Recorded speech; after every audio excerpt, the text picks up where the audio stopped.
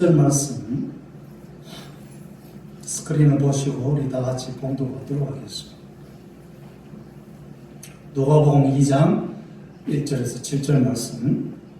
이때에 가이사 아구스도가 영을 내려 천하로 다 호적하라 하였으니 이 호적은 구레노가 수리아 총독되었을 때에 접번한 것이라. 모든 사람이 호적하러 각각 고향으로 돌아가며 요셉도 다윗의 집 족속인 고로 갈릴리 나사렛 동네에서 유대를 향하여 베들레헴이라 하는 다윗의 동네로 그 종언한 마리아와 함께 호적하러 올라가니 마리아가 이미 잉태되었더라. 거기 있을 그때에 해산할 날이 차서 마다들을 다 강보로 싸서 구위에 두었으니 이는 사관에 있을 곳이 없음이라.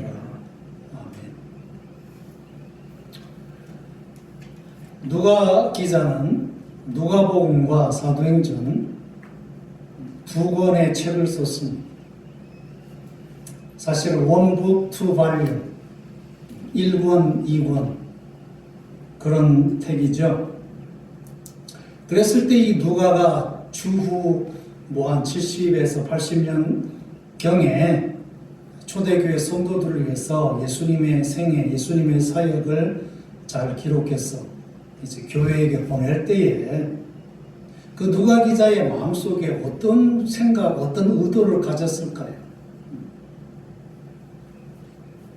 이 성경 기자로서 예수님의 그 삶에 대한 기록을 이제 남길 때 그 나름대로 마음속에 어떤 그 의도, 어떤 지필 동기가 있을 거라고요. 우리는 이 누가복음을 통해서 그런 내면적인 것을 좀 살펴볼 수 있기를 원합니다. 그래서 그 저자로서의 누가의 마음의 그 동기를 알려면 누가복음의 처음을 보면 알 것이고 그 다음에 사도행전의 마지막을 보면 알 것입니다. 그러면 누가복음의 처음은 우리가 아는 대로 예수 그리스도에 관한 그 사역을 확실하게 전하기 위해서 데오빌로 각하에게 이 글을 쓰고 있고, 이 예수 그리스도의 복음이 어떻게 시작이 되어서 사도행전 마지막 28장 마지막 절에서는 뭐라고 말하고 있습니까? 바울이 비록 갇혀 있었으나 아침부터 저녁까지 그에게 찾아오는 사람에게 하나님의 나라를 전하였으니 이 예수 그리스도의 복음을 전함에 있어서 아무도 금한 자가 없더라. 지난 주일날 제가 말씀드린 대로 사람은 묶여 있지만 그 사람을 통해서 전해지는 하나님의 말씀은 묶이지 않더라.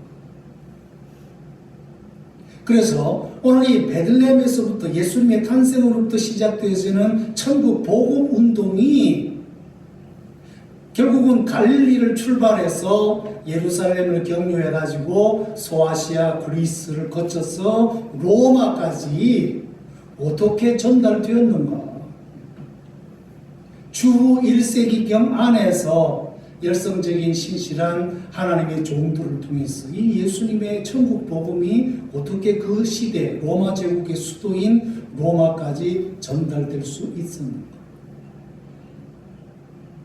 그게 바로 누가복음과 사도행전을 기록하는 지필 동기라고 하는 것이죠. 그래서 오늘 저는 이 말씀의 제목을 로마 제국 변방에서 일어난 이 기독교가 어떻게 제국의 종교가 될 수 있었을까?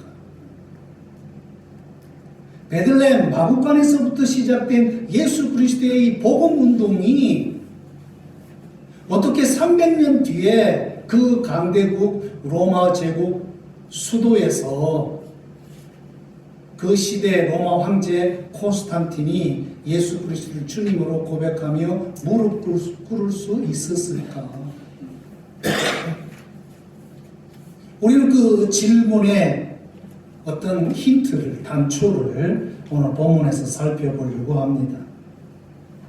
오늘 본문을 통해서 우리가 깨달을 수 있는 첫 번째 요점은 뭐냐? 예수님이 이 땅에 오신 것은 뭐예요? 실제적인 사건이라는 거예요. His birth was real, historical. 세상에 종교가 많아요. 근데 그 종교의 공통점이 뭡니까? 거기다가 역사성이 없다는 거예요. 세상이 만든 종교는 사람이 만들었기 때문에 그들에게 있어서는 그 종교 지도자, 창시자의 가르침이 중요한 거예요. 그래서 그 가르침을 받아들이고 그 나름대로 순종하면서 살아가면 되는 거예요. 그러나 이 기독교의 본질인 예수 그리스도의 복음, 이 예수 그리스도의 탄생은 신화적인 그런 게 아니라는 거예요. 그래서 오늘 이 누가 기자는 오늘 예수님의 탄생 기사를 소개하면서 뭐라고 얘기합니까? 이때에 무슨 말이에요? 예수님이 태어나실 때에 그 시대 로마 제국 첫 번째 황제인 가이사 아구스도가 명령을 내려서 천하로, 즉 이 로마 제국 안에 있는 모든 로마 시민권자들은 다 자기 고향으로 돌아가서 호적을 하라고 명령을 내렸다는 거예요. 하나님 아들 예수님이 언제 오셨느냐? 실질적으로 로마 제국이 있었고 그 로마 제국의 초대 황제인 가이사 아구스도가 통치할 때 실질적으로 역사적 차원에서 예수님이 이 땅에 오셨다는 거예요. 그리고 이 호적은 구레뇨가 수리아 총독되었을 때 첫 번째 한 것이다. 로마 황제가 총체적으로 로마 제국을 다스리면 이 황제가 모든 지역을 다 가서 실질적으로 통치할 수 없기 때문에 황제의 대리인을 파송을 했는데 그 황제의 대리인이 바로 총독이라고. 특별히 황제는 어떤 곳에 총독을 파견하느냐? 제국 변방 중에서 가장 위험하고 전쟁이 발발되거나 반란이 일어나기 쉬운 그런 위험한 지역일수록 황제는 총독을 파송했다는 거예요. 그래서 오늘 이 시리아와 팔레스타인을 관장하는 구레뇨 총독을 황제가 파송했다는 것은 이 바로 시리아와 팔레스타인 지역이 제국 중에서, 이 변방 중에서도 가장 위험스러운 그런 지경이라는 거죠. 그래서 그런 곳에서 하나님 아들 예수님이 태어나셨다고 하는 것이죠. 누가 기자는 누가복음과 사도행전을 통해서 여러 가지 기막힌 두 가지 다른 세계를 비교하고 있는데 하나님 아들 예수님이 이 땅에 오실 때 예수님의 발을 디디게 되는 그 땅의 통치자가 누구냐? 로마 황제 가이사 아우구스토랍니다. 그래서 그 시대에 가장 탁월한 제1인자 황제가 천하를 호령하던 그 시대에 우주 만물을 창조하시고 역사를 주관하신 하나님 아들 예수님은 이 땅에 어떻게 오시느냐? 제국의 변방, 로마 제국 수도에 있는 로마 사람들은 거의 알 수도 없는 무명, 초라하고 외진 곳에서부터 예수님은 태어나고 있다.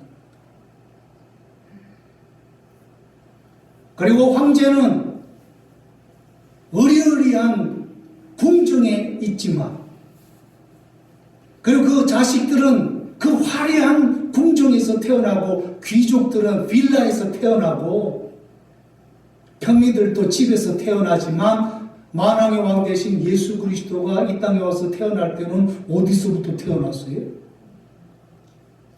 개인 집도 아니고 여관, 그 여관도 제대로 된 방이 아니라 마구간에서 태어납니다.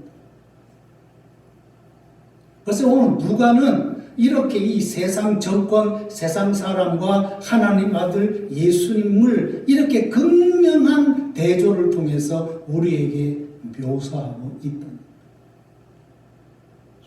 그래서 세상이 볼 때에 예수님의 그 신앙 운동은 너무나 초라하고 비참하고 보잘것없다는 거예요.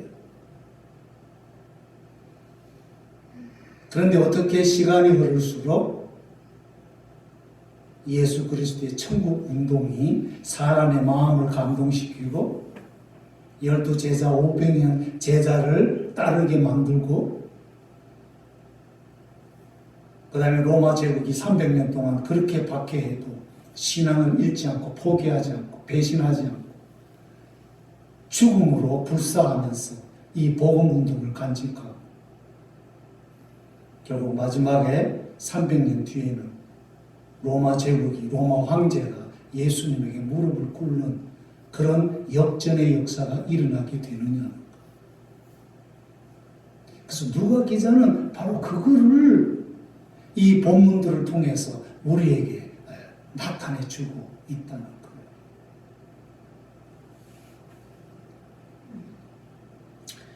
그래서 우리가 믿는 이 신앙은 상상의 산물이 아니라 신화적인 그런 이야기가 아니라 실제적 역사 가운데 하나님 아들 예수님이 이 땅에 오신 것을 우리는 믿어야 돼요.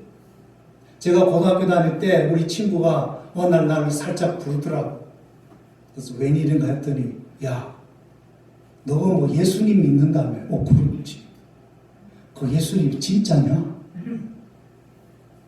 진짜. 성경이 그렇게 말하고 있고 2000년 동안 이 지구상에서 제일 많이 팔린 책이 성경책이야. 또 엄청난 사람이 이 성경책 읽고 변화가 되고 엄청난 이 인류 역사에 영향력을 끼친 그 사람들이 전부 다 바로 이 성경 그리고 예수님을 믿었기 때문에 그런 거예요. 그랬더니 이 친구가 아주 솔깃해가지고 그렇게 제 이야기를 들은 적이 있습니다.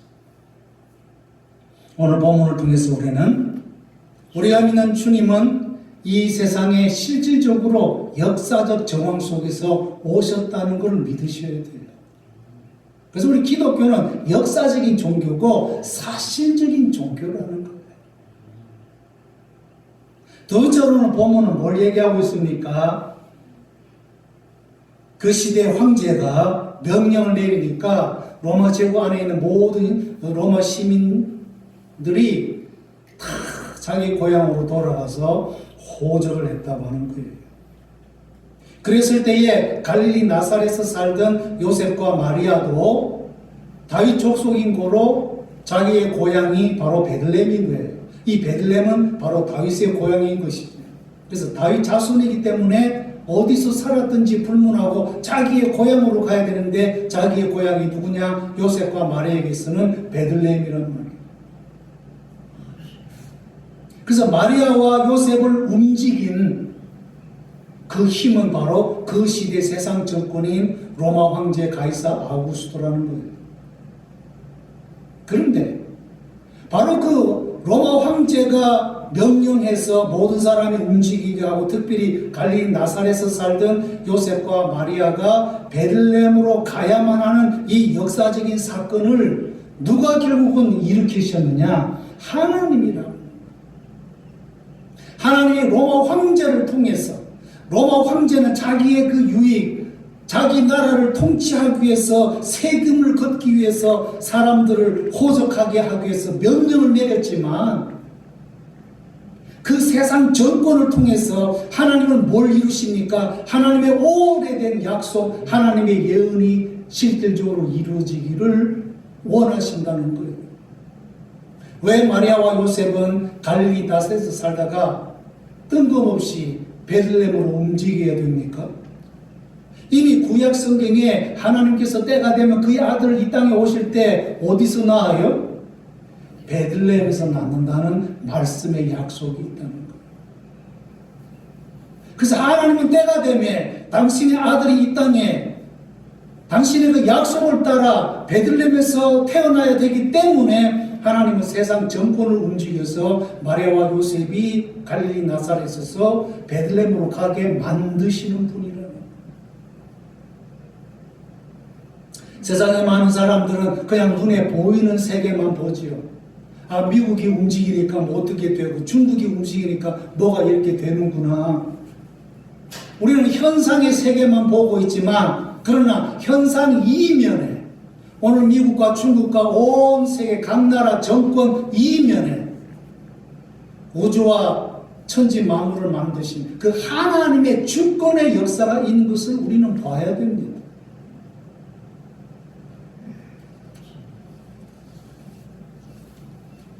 여기 이 로마 황제 가이사 아우구스토, 이 가이사 아우구스토는 본래 가이우스 옥타비아누스라는 사람입니다.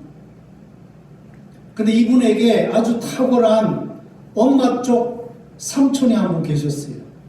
그 삼촌 이름이 누구냐? 줄리우스 가이사, 줄리우스 시저예요.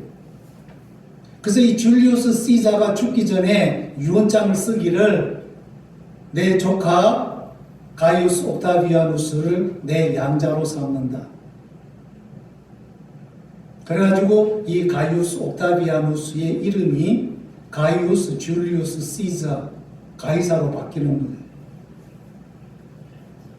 그리고 이 사람이 결국은 다른 두 라이벌 안토니우스하고 레피두스하고 싸워가지고 결국은 최고 승자가 되죠.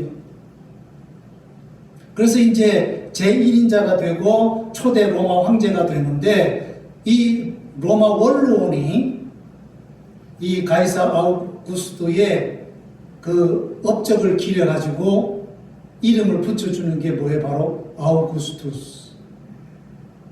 그래서 이 아우구스투스라는 말은 존경스러운 분이라는 뜻, 혹은 장엄하신 분, 모제스티, 혹은 베네로,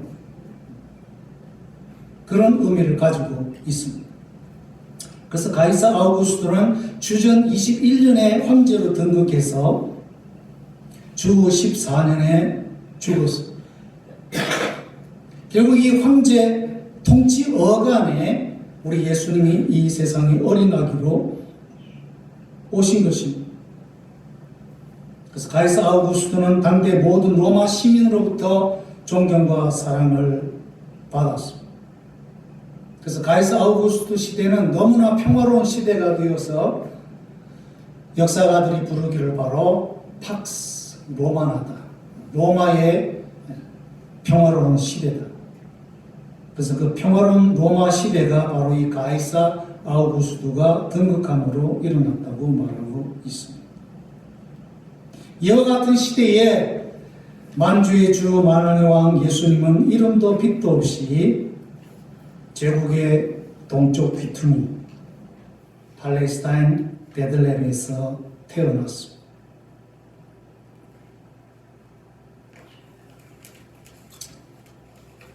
과연 이 황제는 판파레를 울리고 모든 사람의 존경과 우러름을 받을 때 우리 예수님은 너무나 조용하고 무명으로 제국의 변방에서 태어나셨습니다. 이와 같은 시대에 오늘 누가 기자는 묻습니다. 이 기세등등한 황제가 통치하는 제국에서 하나님 아들 예수님은 어린아이로 태어나서 과연 생존하실 수 있을까? 그리고 만주의 주님으로 등극하실 수가 있을까? 네, 결론은 뭐예요? 만왕의 왕 예수님이 승리하는 것으로 하나님 말씀을 말하고 있다고 하는 것이죠. 왜 하필이면 가이사 아우구스토가 세계를 다스리는 그 시대에 예수님이 태어났을까요? 그 이유는 사도 바울이 갈라디아서 3장에서 말하고 있습니다. 때가 충만히 차매 하나님께서 그의 아들 예수님을 이 땅에 보내셨다. 그래서 예수님이 오시는 그때는 바로 로마 제국이 평화로운 때가 되었어요. 로마 제국 여기저기 중요한 도시마다 로마 수비대가 있었어요. 치안이 안정되어 있었기 때문에 초대교회 성도들이 도시를 넘어서 타 지역으로 복음을 전할 때에 문제가 없는 거예요. 강도의 습격이라든가 치안이 잘 되어 있었기 때문에. 또한 이 시대는 로마부터 동서남북으로 고속도로가 잘 닦여 있어요. 저는 안 가봤지만 지금도 로마부터 스페인까지는 2000년 전에 닦인 그 고속도로, 그게 지금도 있다고 그러죠. 그만큼 교통이 발달해가지고 복음 전하는 자들이 아주 편리하게 도시와 도시를 움직이면서 복음을 전할 수 있는 그런 때였다고 하는 거예요. 그 다음 지금처럼 영어가 국제 언어이듯이 그 시대는 그리스어가 국제어가 되어가지고 어디를 가든지 로마 지구 안에는 다 헬라 말로 소통할 수 있었다고 합니다. 그래서 신약 기자들이 헬라어로 이 복음을 기록해서 가는 곳마다 복음을 전하게 된 거죠. 그리고 로마 제국 전역에 흩어진 유대인들이 가는 곳마다 회당을 세웠어요. 그래서 사도 바울이나 초대교회 선교사들이 맨 먼저 어디를 갑니까? 유대인 회당에 가는 거예요. 그래서 그 회당에 가서 복음을 전할 뿐만 아니라 거기에 있는 이방인들에게도 복음을 전함으로 말미암아 사도행전이 보여주는 대로 그 회당에 있던 이방인들이 복음을 듣고 거기서부터 교회가 세워지는 그런 역사가 있게 되었다고 하는 것이죠. 그래서 오늘 우리 본문을 통해서 우리가 두 번째로 발견하는 것은 기독교는 역사적 종교일 뿐만 아니라 기독교의 하나님은 그 역사를 움직여서 하나님의 귀한 뜻을 이루어 가시는 분이라고 하는 것입니다. 그 말씀은 오늘 우리에게, 우리 신자들은 오늘 우리 시대의 모든 그 세상의 그 돌아가는 역사적 정황들을 유심히 살펴보고 그 역사를 통해서 하나님이 우리에게 보여주시는, 하나님이 들려주시는 하나님의 뜻과 하나님의 음성을 듣는 그런 영안을 가질 필요가 있다고 하는 것입니다. 1992년 4월 29일 LA에서 흑인들에 의한 폭동이 일어났습니다. 그래서 전체 LA에 피해 입은 피해액의 절반은 코리안 아메리칸들이 다 피해를 당했어요. 그때만 해도 주류 언론이나 주류 정치계에서 그 누구도 코리안들을 도와주는 사람이 거의 없었어요. 그럴 때에 이 LA에 있던 우리 코리안들이 분노 가운데 일어나가지고 아드모 공원에서 3만 명이 모였어요. 미주 한의 역사 가운데 그렇게 많이 모인 적은 없어요. 그러면서 우리가 지금 이 엄청난 백인과 흑인 사이에 샌드위치가 돼가지고 피해를 입었는데 가만히 있어가지고 되겠느냐? 뭔가라도 해야 된다. 그래서 이 4.29를 통해서 어떤 일이 일어나게 됩니까?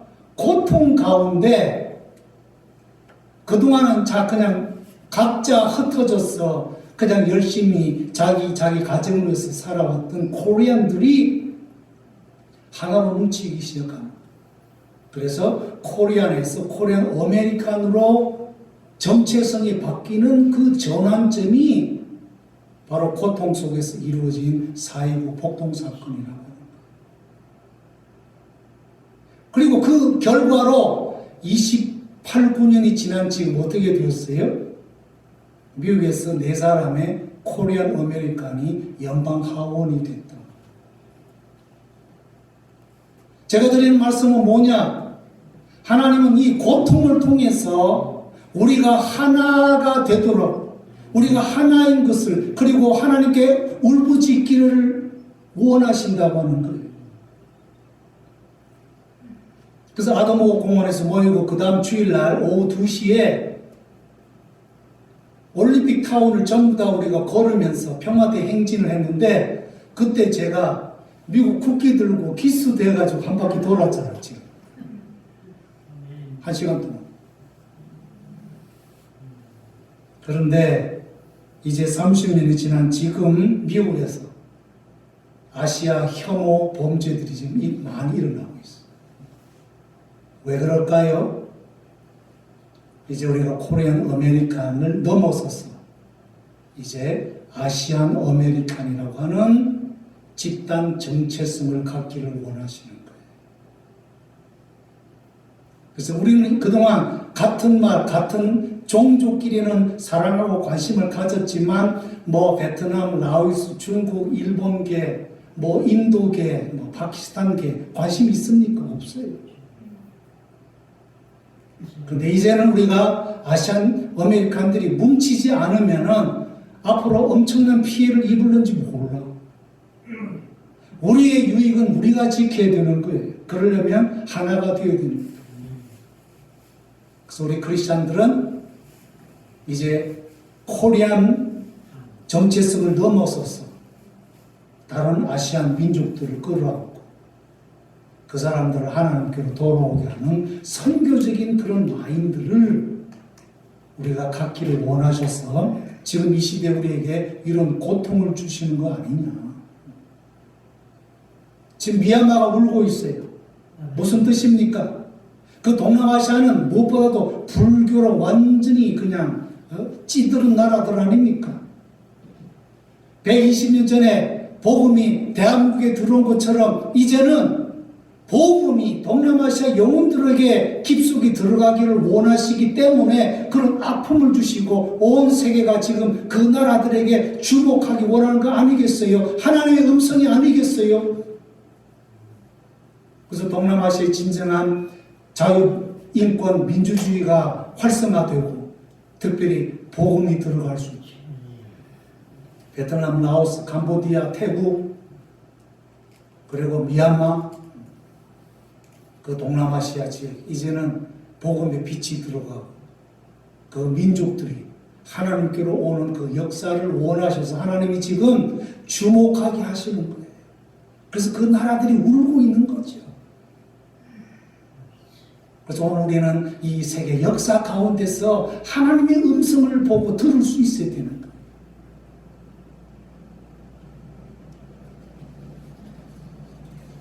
마지막으로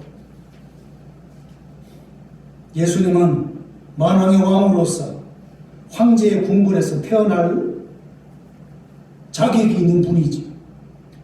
최고급 호텔에서 태어날 수 있는 분이시지. 그런데 오늘 본문에는 뭐라고 말합니까? 너무나 비루한 여관의 마구간에서 태어나셨다고 그랬어요. 하나님이 뭐가 부족해서, 하나님이 뭐가 무능해서 그 아들 예수님이 이 땅에 오실 때에 좀 좋은 곳에서, 좀 폼나는 곳에서 태어나게 하시지 말이야. 지질이 궁성스럽게 여관 마구간에서 태어나게 하셨을까요? 그 이유는 처음 오게 되시는 예수님은 이 세상에서 가장 낮은 자로 오시려 했기 때문인 것입니다. 그래야만이 예수님이 구원자로서 모두를 품으실 수가 있는 것입니다.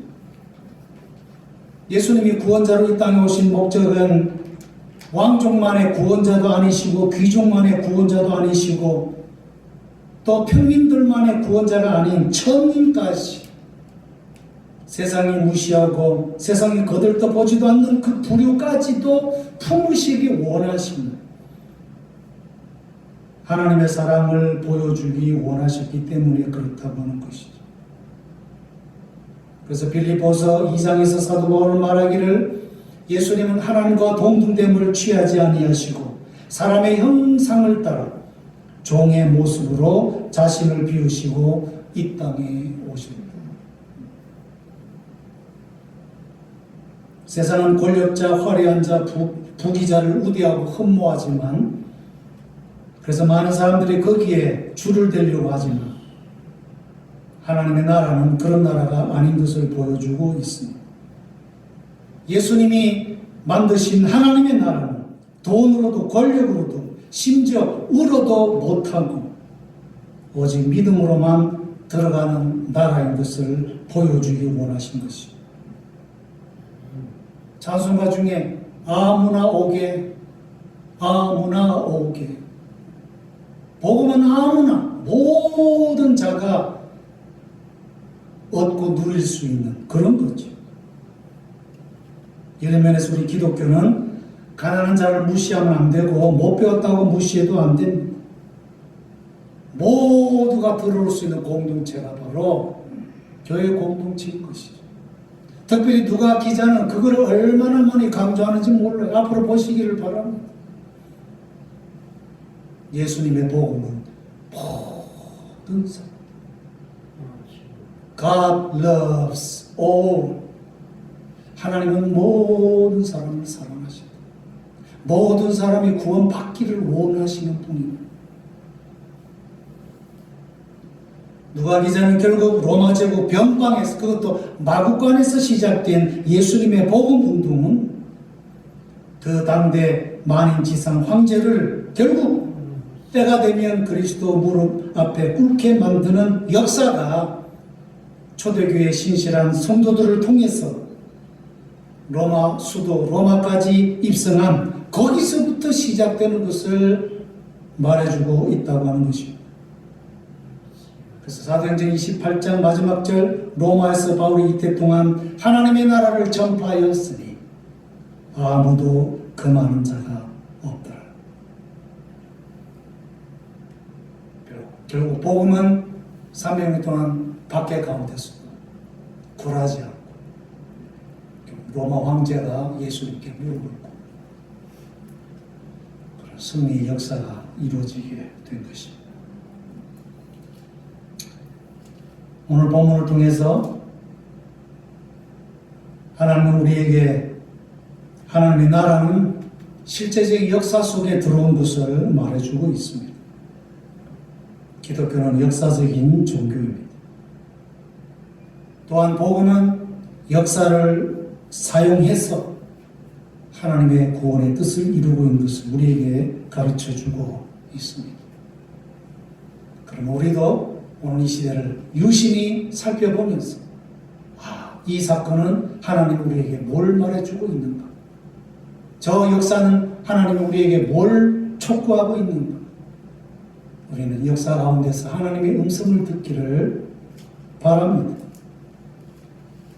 비록 예수님은 처음에 마국간에서 태어났지만 결국은 세계를 정복하는 승리의 복음이 되었습니다. 이것은 우리에게 하나님은 역전의 하나님 것을 보여주고 있습니다. 복음은 낮은 자를 포용하는 것입니다. 그래서 하나님은 모든 사람을 사랑하는 우리에게 예수님의 나복한 탄생을 통해서 나타내주고 있습니다. 하나님의 백성들은 주님 앞에 선 날까지 세상적인 시각이 아니라 이런 하나님의 시각으로, 하나님의 비전으로 세상을 바라보고 하나님의 뜻을 이루어가는 하나님의 백성이 되어야 될 줄로 믿습니다. 기도하겠습니다. 나복간에서 태어나신 예수님, 세상이 보기에는 너무나 초라하고 보잘것없는 것 같지만 하나님은 그런 예수 그리스도를 통해서 모든 인종, 모든 문화, 모든 다양한 언어 가운데 있는 죄인들을 사랑하고 계심을 우리에게 보여주고 있는 것을 깨달아 그런 죄인 중에 하나였던 우리 한 사람 한 사람이 예수 믿고 하나님 나라 들어오게 된 것을 인하여 감사하게 해주시고 이런 공동체로 모인 교회가 주님 앞에 선 날까지 하나님의 그 놀라운 시각을 본받아 모든 사람을 차별 없이 용납하고 사랑하고 모든 민족에게 복음을 전하여 많은 사람들 예수 믿고 영생의 축복을 누리는 자리에 들어가도록 섬기는 하나님 백성 되어지도록 인도하여 주시옵소서. 예수님의 이름으로 기도하옵나이다. 아멘.